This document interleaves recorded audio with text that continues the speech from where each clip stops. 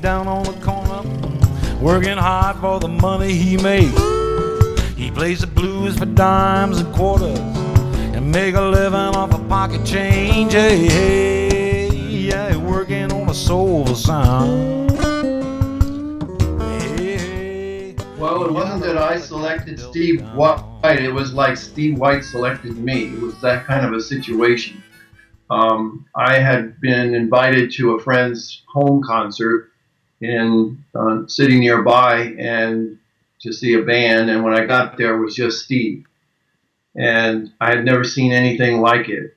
I mean, the guy was thumping his feet on this footboard, he had shakers on his ankles, he was playing the guitar, he was singing, he was playing the harmonica, and it was all simultaneously at the same time. It was like I just was blown away by it. And I just knew this guy had a story, and it was like a light bulb went off in my head. I needed to capture his story. I didn't know what it was, and I just decided right then and there that I wanted to follow this guy and see whether I could create something out of this.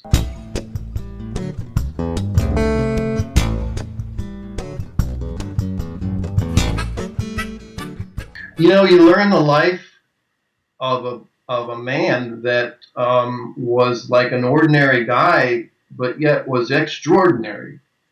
In the fact he grew up in Southeast Asia, you know, and you know, hung around in Laos and Cambodia and Thailand as a kid, and his father worked for the State Department.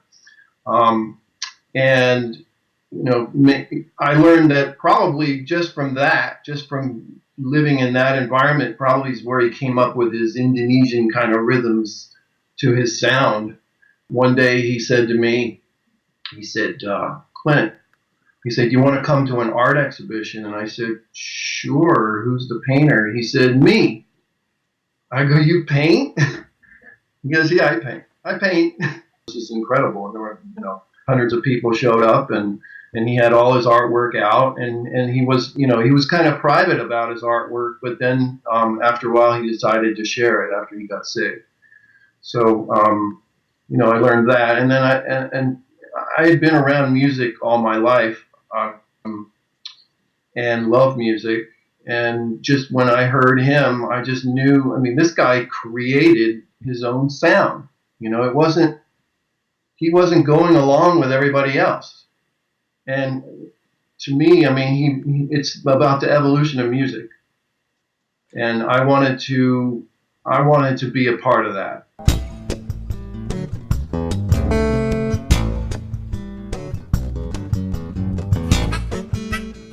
You know, he started out doing the band situation, and he just found that just didn't work. It just too much drama was involved with having a band. There were too many different personalities involved. I mean, he lost one of his wives because of that, because of a band. And so he did his own thing. And I mean, he played, you know, 20 years he played at the Seaside Bazaar, just over in the corner, just playing, you know. He did the same thing at the Del Mar Fair, the little flower stage. He would just do it every year. It didn't matter. He'd go and tour Europe, and he'd come back, and there you'd see him on a Saturday at the Seaside Bazaar, and Encinitas playing. So, I mean, he just played because he loved music.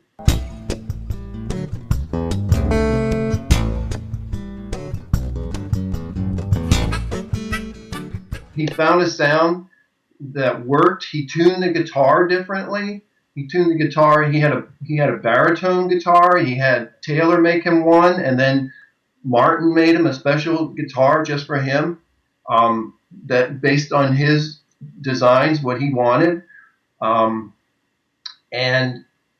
then he did that so that he could play the harmonica, you know, at the same time, and it worked. And you know, he played a slide style guitar, and he would thump and tap. I mean, he would, you know, thump and tap on the guitar while he's playing it at the same time. And just extraordinary, just incredible to watch. And you didn't listen to Steve's music, you experienced it. And if you were fortunate enough to ever see him in concert, I'm sure he would be able to relate to what I'm saying, but it was just, he was just amazing musician and a man too.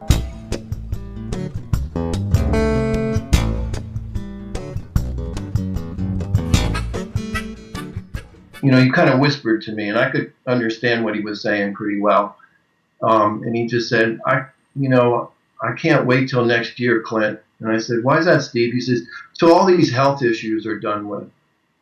So, I mean, you know, he lived on. He didn't let things stop him. And that's also a message of this film about, you know, you live your life. He lived his life. He lived a full life, and he lived his life every day.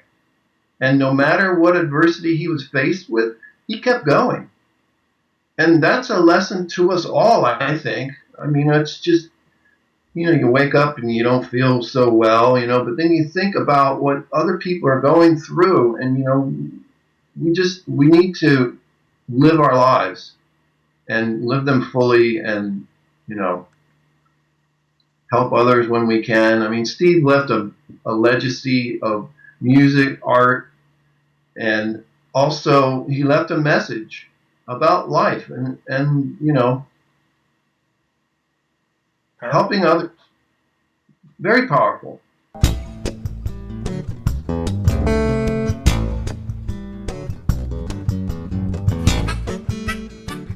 This was a very emotional journey. For me, my father passed away during the making, you know, just when I started working on this documentary. And then, and then losing Steve, you know, this was a very cathartic effort. You know, it was filled, I mean, it was filled with shots of tequila and tears and, you know, just getting into his life. I was getting footage from Malaysia not 6 months before I had my first screening. So I've gotten footage from all over the world. People sent me footage, and so it was a challenge in order to tell this story as succinctly, completely as possible. And so I just feel like I just want the world to know that this guy was worth every minute, and I hope they come and see the film.